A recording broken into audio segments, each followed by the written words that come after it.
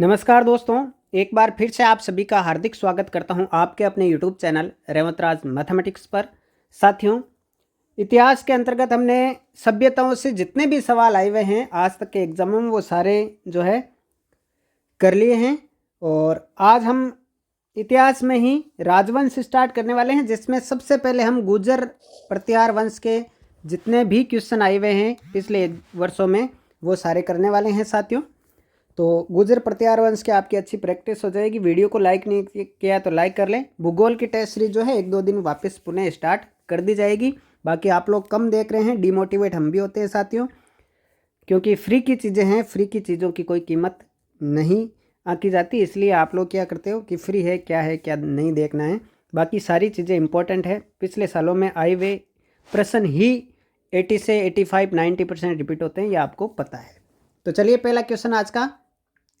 इतिहासकार आर.सी. मजूमदार के अनुसार गुर्जर प्रतिहारों ने कितनी शताब्दी तक अरब आक्रमणकारियों के लिए बाधक का काम किया? कौन से शताब्दी से कौन सी शताब्दी तक पूछा गया है। सेकंड ग्रेड 2011 में आया था ये।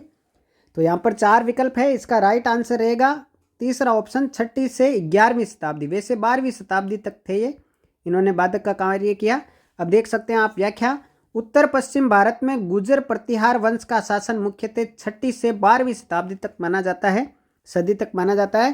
प्रसिद्ध इतिहासकार रमेश चंद्र मजूमदार के अनुसार गुर्जर प्रतिहारों ने 6वीं से 12वीं सदी तक अरब आक्रमणकारियों के लिए बाधक का कार्य किया। तो तीसरा ऑप्शन करेक्ट आंसर। नेक्स्ट है 750 से 1000 ईस्वी के दौरान राजस्थान और अधिकांश उत्तरी भारत पर निम्नलिखित में से किसने शासन किया? तो राइट आंसर आपका रहेगा प्रतिहार वंश ने। अगला है 8वीं से 10वीं शताब्दी तक राजस्थान में किस राजपूत वंश का वर्चस्व रहा? तो प्रतिहार वंश का। देखिए ये 6ठी से 12वीं शताब्दी से संबंधित कितने सवाल आ चुके हैं। ठीक है, निम्न में से किसने अभिलेखों में प्रतिहारों को गुर्जर कहा गया है? ठीक है, कौन कौन से अभिलेखों में प्रतिहारों को गुर्जर कहा गया ये बताना है। काफी इंपॉर्टेंट क्वेश्चन है साथियों। राइट आंसर रहेगा आपका ऑप्शन नंबर 4, 1, 2, 3, 4। यानी नीलगुंड में भी, देवली, रामनपुर और करहाड़, इन सभी में जो है प्रतिहारों को गुर्जर कहा गया है। ठीक है, ऑप्शन नंबर 4 आपका करेक्ट आंसर रहेगा। 5वां प्रश्न है, राजस्थान में प्रतिहार वंश के संस्थापक हरिश्चंद्र की राजधानी कौन सी थी? प्रतिहार वंश के संस्थापक हरिश्चंद्र की राजधानी कौन सी थी? तो राइट आंसर रहेगा मंडोर, ऑप्शन नंबर 4। ये अभी लेटेस्ट का फर्स्ट ग्रेड का क्वेश्चन है। मंडोर के प्रतिहार गुर्जर प्रतिहारों की 26 शाखाओं नैणसी द्वारा उल्लिखित में से सबसे प्राचीन एवं महत्वपूर्ण मंडोर के प्रतिहार थे। जोधपुर एवं घटियाला शिलालेखों के अनुसार हरिश्चंद्र नामक ब्राह्मण के 2 पत्नियां थी। क्षत्रिय प्रतिहार कहलाई, छत्राणी भद्रा से उत्पन्न संतान। तो ये सारी डिटेल दे रखी है इसमें। प्रतिहार शासकों में रोहिल्दी के नाम से जाना जाता था। कौन सा शासक रोहिल्दी के नाम से जाना जाता था? तो राइट आंसर रहेगा हरिश्चंद्र, ऑप्शन नंबर 3। मंडोर के प्रतिहार माने जाते हैं, तो मंडोर के प्रतिहार जो है वो क्षत्रिय माने जाते हैं। ऑप्शन नंबर 1 करेक्ट आंसर रहेगा। नेक्स्ट है, प्रतिहारों की कौन सी शाखा सर्वाधिक पुरातन मानी जाती है? तो सर्वाधिक पुरातन जो है पुरानी वो मंडोर मानी जाती है। ऑप्शन नंबर 2 करेक्ट आंसर बनेगा। अगला है, मंडोर के प्रतिहार शासकों में निम्नलिखित में से कौन सा व्याकरण, तर्कशास्त्र, ज्योतिष, कला और काव्य रचना में कुशल थे और उन्हें प्रत्यक्ष रूप से एक से अधिक भाषाओं में प्रतिष्ठित कवि के रूप में स्वीकार किया गया था? काफी इंपॉर्टेंट क्वेश्चन है, ये 2022 में ही पूछा गया है। राइट आंसर रहेगा कक, ऑप्शन नंबर 3। नेक्स्ट देखिए। अब देखिए, राजा कक ने मुदागिरी में गौड़ शासक धर्मपाल को परास्त किया। वह व्याकरण, ज्योतिष, तर्क और सर्व भाषाओं में कवित्व में निपुण थे। कौन? राजा कक। 10वां प्रश्न देखिए। प्रतिहार वंश की मंडोर शाखा के किस शासक ने अपनी राजधानी मंडोर से मेड़ता स्थानांतरित की? मोस्ट इंपॉर्टेंट क्वेश्चन है। हर एक टेस्ट सीरीज में आपको ये क्वेश्चन देखने को मिल जाएगा, चाहे किसी भी कोचिंग की हो। आंसर रहेगा नागभट्ट प्रथम, ऑप्शन नंबर 3। ठीक है, अब देखिए, नागभट्ट प्रथम नरभट्ट का पुत्र था, इसे नाहड़ भी कहते हैं। घटियाला शिलालेख के अनुसार नागभट्ट ने मंडोर के पूर्व में राज्य की सीमा का विस्तार किया तथा मेदांतक यानी मेड़ता को अपनी राजधानी बनाया। नागभट्ट की रानी जज्जिका देवी से 2 महान गुणी पुत्र तात और भोज उत्पन्न हुए। तात ने अपने भ्राता को मंडोर सौंपकर संन्यास ग्रहण कर लिया। ठीक है, अगला है मंडोर के प्रतिहार वंश से संबंधित प्रारंभिक शासन कौन था? तो मंडोर के प्रतिहार वंश से संबंधित प्रारंभिक शासक था आपके कौन? नागभट्ट प्रथम। ऑप्शन नंबर 1 करेक्ट आंसर बनेगा। नेक्स्ट है नागभट्ट प्रथम किस राजवंश से संबंधित है? तो नागभट्ट प्रथम गुर्जर प्रतिहार से संबंधित है। बिल्कुल इजी क्वेश्चन। प्रतिहार शासक जिसने सर्वप्रथम जालोर को अपनी राजधानी बनाया, तो जालोर को किसने सर्वप्रथम अपनी राजधानी बनाया था? वो है नागभट्ट प्रथम। ठीक है, चलिए, नागभट्ट प्रथम को नागावलोक भी कहते हैं। ठीक है साथियों, नेक्स्ट देखिए, निम्नलिखित में से प्रतिहार राजा नागभट्ट प्रथम के बारे में कौन सा कथन सही है? वे वत्सराज के पुत्र थे। उन्होंने लगभग 50 वर्षों तक शासन किया। उनकी मृत्यु के बाद महिपाल और भोज द्वितीय के बीच उत्तराधिकार बनने के लिए युद्ध हुआ। उन्होंने सिंध के अरब शासकों को हराया जो राजस्थान, गुजरात, पंजाब आदि पर अतिक्रमण करने की कोशिश कर रहे थे। कौन सा कथन सही है नागभट्ट प्रथम के बारे में, ये बताना है। तो राइट आंसर रहेगा ऑप्शन नंबर 4। उन्होंने सिंध के अरब शासकों को हराया जो राजस्थान, गुजरात, पंजाब आदि पर अतिक्रमण करने की कोशिश कर रहे थे। नेक्स्ट है प्रथम प्रतिहार शासक जिसने परम भट्टारक महाराजाधिराज परमेश्वर की उपाधि धारण की। काफी इंपॉर्टेंट क्वेश्चन है साथियों। वो था नागभट्ट सेकंड। ठीक है, नागभट्ट सेकंड जिसने परम भट्टारक महाराजाधिराज परमेश्वर की उपाधि प्रथम प्रतिहार शासक के रूप में ग्रहण की। अगला है, अब देख लीजिए नागभट्ट सेकंड के बारे में। प्रतिहार वंश का शासक जिसने कन्नौज को जीतकर अपनी राजधानी बनाया, उससे परम भट्टारक महाराजाधिराज परमेश्वर बंगाल के पाल शासक धर्मपाल को हराकर उपाधि धारण की। कहा गया है इसका उल्लेख 815 ईस्वी के बुचकला अभिलेख में हुआ है। उसने बलि प्रबंध नामक ग्रंथ की रचना की। 16वां प्रश्न है, राजा नागभट्ट द्वितीय का संबंध निम्नलिखित में से किस राजवंश से था? तो नागभट्ट द्वितीय का संबंध प्रतिहार वंश है। तो पहला ऑप्शन करेक्ट है। 17वां है, किस राजा के वंशज गुर्जर प्रतिहार कहे जाने लगे? तो नागभट्ट सेकंड जो है राजा के वंशज जो है गुर्जर प्रतिहार कहे जाने लगे। 17 क्वेश्चन हो चुके हैं। 18वां है, आदिवरा की उपाधि जिस राजपूत शासक ने धारण की वह कौन सा है?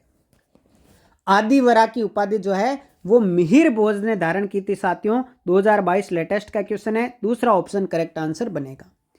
प्रतिहार शासक मिहिर भोज 836 से 885 ईस्वी ने भोज प्रथम, प्रभास, आदिवरा आदि उपाधियां प्राप्त की। ग्वालियर प्रशस्ति में मिहिर भोज प्रथम की देन है। ठीक है, ग्वालियर प्रशस्ति जो है वो मिहिर भोज प्रथम की ही देन है। नेक्स्ट है, किस प्रतिहार राजा के काल में प्रसिद्ध ग्वालियर प्रशस्ति की रचना हुई? तो वो यही आंसर हो जाएगा। क्या वो आपका भोज प्रथम या मिहिर भोज प्रथम, पहला ऑप्शन। नेक्स्ट है, कौन सी पुस्तक गुर्जर प्रतिहार वंश के मिहिर भोज द्वारा रचित नहीं है? तो मिहिर भोज द्वारा रचित कौन सी नहीं है बताना है साथियों। तो धर्म संग्रह जो है वो मिहिर भोज ने नहीं लिखी है। बाकी देखिए, मिहिर भोज द्वारा रचित ग्रंथ योग्य सूत्रवर्ती, विद्या विनोद, भोज चंपू, शब्दानुशासन, श्रृंगार मंजरी, कृत्य कल्पत्रु, राज मृडाड, प्राकृत व्याकरण, आयुर्वेद सर्वस्व, श्रृंगार प्रकाश, कुर्म शतक, युक्ति कल्पत्रु, सरस्वती कंठाभरण, राजकारताड़ और सिद्धांत संग्रह, ये इसके द्वारा लिखे गए ग्रंथ हैं। अगला है, राजशेखर किसके दरबार में था? तो राजशेखर किसके दरबार में था साथियों? राइट आंसर रहेगा महेंद्रपाल फर्स्ट। महेंद्रपाल प्रथम एवं महिपाल के राज दरबारी कवि राजशेखर थे। उसके दरबारी कवि राजशेखर ने कर्पूर मंजरी, काव्य मीमांसा, विद्वशाल भंजिका, हरिविलास और भुवन कोश, बाल रामायण, बाल भारत आदि ग्रंथों की रचना की। ठीक है साथियों। नेक्स्ट है, निम्नलिखित में से कौन सी कृति प्रसिद्ध कवि, नाट्यकार और लेखक राजशेखर की नहीं है? तो अभी हमने जो नाम देखे उनमें कौन सा प्रभाविक चरित्र जो है ये नाम नहीं था। तो ये आपके राजशेखर की कृति नहीं है। बाकी काव्य मीमांसा, बाल रामायण, कर्पूर मंजरी ये उन्हीं की है। 2022 का लेटेस्ट क्वेश्चन है। निम्न में से कौन शाही प्रतिहार सम्राट महेंद्रपाल प्रथम का गुरु था? तो महेंद्रपाल प्रथम का गुरु कौन था साथियों? वो था आपके राजशेखर। ठीक है, ऑप्शन नंबर कौन सा रहेगा? महेंद्रपाल प्रथम का गुरु राजशेखर, तीसरा ऑप्शन। नेक्स्ट है प्रतिहार शासक महेंद्रपाल प्रथम महिपाल का दरबारी कवि था राजशेखर। अगला है, निम्न में से कौन सा शासक गौड़ बंगाल में भोज प्रथम का समकालीन था? तो बंगाल में भोज प्रथम का समकालीन था देवपाल। ऑप्शन नंबर 2 आपका करेक्ट आंसर बनेगा। नेक्स्ट है 26 नंबर, निम्नांकित में से किस विदेशी यात्री ने गुर्जर प्रतिहार राजवंश की सैन्य शक्ति एवं समृद्धि का उल्लेख किया है? कौन सा विदेशी यात्री है जिसने गुर्जर प्रतिहार राजवंश की सैन्य शक्ति और समृद्धि का उल्लेख किया है? तो राइट आंसर रहेगा साथियों सुलेमान, ऑप्शन नंबर 2। नेक्स्ट है, निम्न में से कौन सा शासक गुर्जर प्रतिहार और राजवंश से संबंधित नहीं है? तो गुर्जर प्रतिहार राजवंश से संबंधित कौन सा नहीं है साथियों, ये बताना आपको। राइट आंसर रहेगा भरतृभट्ट प्रथम, ये नहीं है, बाकी सारे के सारे हैं। आगे बढ़े, चलिए नेक्स्ट है आपके, देखिए गुर्जर प्रतिहार वंश के शासक देख लीजिए, नागभट्ट प्रथम, नागभट्ट द्वितीय, महेंद्रपाल प्रथम, भोज द्वितीय, महिपाल प्रथम, महेंद्रपाल द्वितीय, देवपाल, त्रिलोचनपाल, यशपाल। ठीक है, अगला है प्रतिहार वंश का अंतिम शासक कौन था? तो अंतिम शासक का नाम बताना है। अभी हमने देखा था यशपाल, तो यशपाल राइट आंसर हो जाएगा, ऑप्शन नंबर 1। गुर्जर प्रतिहार पाल एवं राष्ट्रकूट शासन केंद्रीय राजतंत्र नहीं थे। गुर्जर प्रतिहार पाल एवं राष्ट्रकूट शासन केंद्रीय राजतंत्र नहीं थे। क्या ये कथन सही है या गलत है? तो ये बिल्कुल गलत है साथियों। प्रतिहार शिलालेखों में पदाधिकारियों का उल्लेख क्या आता है? पदाधिकारियों का प्रतिहार शिलालेखों में उल्लेख जो है राजपुरुष कहकर आता है, राजपुरुष कहा जाता था। 1 नंबर ऑप्शन करेक्ट आंसर रहेगा। नेक्स्ट है, कन्नौज पर अधिकार हेतु चले त्रिपक्षीय युद्ध में राजपुताना के किस वंश के शासकों ने भाग लिया? तो गुर्जर प्रतिहारों ने भाग लिया साथियों। कन्नौज पर अधिकार हेतु जो त्रिपक्षीय युद्ध चला था उसमें राजपुताना के गुर्जर प्रतिहार वंश ने जो है वो भाग लिया। अब देख लीजिए डिटेल में, दक्षिण में राष्ट्रकूट, पूर्व में पाल एवं उत्तरी भारत में गुर्जर प्रतिहार। कन्नौज पर आधिपत्य के लिए इन तीनों महाशक्तियों के मध्य संघर्ष को त्रिपक्षीय संघर्ष कहा जाता है। इसकी शुरुआत प्रतिहार नरेश वत्सराज ने कन्नौज के शासक इंद्रायुध को पराजित करके की एवं अंततः प्रतिहार इसमें सफल भी हुए। ठीक है, नेक्स्ट है, गुर्जर प्रतिहारों की राजधानी कौन सी थी? तो गुर्जर प्रतिहारों की राजधानी कौन सी थी? राइट आंसर रहेगा पीलो मोलो भीनमाल, ऑप्शन नंबर 1। ठीक है, नेक्स्ट है, गुर्जर प्रतिहारों की राजधानी किस स्थान पर थी जो जालोर से भीनमाल का एक पुराना नाम भी था? तो ये कौन सा स्थान था? तो ये था आपके Shrimal, option number 2 correct answer रहेगा।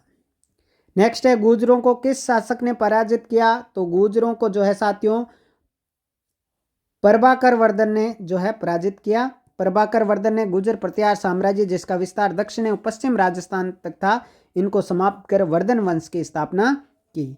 35वां क्वेश्चन है, प्रतिहार एवं पाल शासकों ने पर अपनी विजय की खुशी ध्रुव ने गंगा व यमुना के चिन्हों को सम्मिलित किया है। राइट आंसर रहेगा राष्ट्रकूट कुल चिन्ह एल्बम में। ठीक है, नेक्स्ट है आपका, जोधपुर के नजदीक वह एक स्थान जो हिंदू एवं जैन मंदिरों के लिए प्रसिद्ध है एवं जिसका निर्माण 8वीं से 12वीं शताब्दी के बीच गुर्जर प्रतिहार वंश द्वारा किया गया। जोधपुर के निकट पूछा गया है। राइट आंसर रहेगा ओसियां। ठीक है, ओसियां के मंदिर भी आप देखेंगे गुर्जर प्रतिहार वंश के काल के हैं। ठीक है, ओसवाल समाज की कुलदेवी सच्चिका माता का मंदिर, सूर्य मंदिर, हरिहर मंदिर, वो सारे मंदिर जो है गुर्जर प्रतिहार वंश के ही हैं। जोधपुर के निकट ओसियां के मंदिरों का निर्माण करवाया गया तो प्रतिहारों द्वारा, दूसरा ऑप्शन। नेक्स्ट आपका है, ओसिया में महावीर स्वामी को समर्पित जैन मंदिर का निर्माण किस राजा के काल में हुआ? तो यह था वत्सराज प्रतिहार के काल में हुआ है। ओसिया में महावीर स्वामी को समर्पित जैन मंदिर का निर्माण वत्सराज प्रतिहार ने करवाया। नेक्स्ट चौहान वंश आ जाता है, ये हम कल करेंगे चौहान वंश। तो 38 क्वेश्चन थे प्रतिहार वंश से, गुर्जर प्रतिहार वंश से, प्रतिहार वंश से। तो ये 38 क्वेश्चन जो है आज तक की परीक्षाओं में पूछे गए हैं साथियों। वीडियो को ज़्यादा से ज़्यादा लाइक किया करें, अच्छा लगता है तो आप कमेंट करके भी हमें रेस्पॉन्स दे सकते हैं। तो साथियों मिलते हैं नेक्स्ट वीडियो में, तब तक के लिए जय हिंद जय भारत, थैंक यू।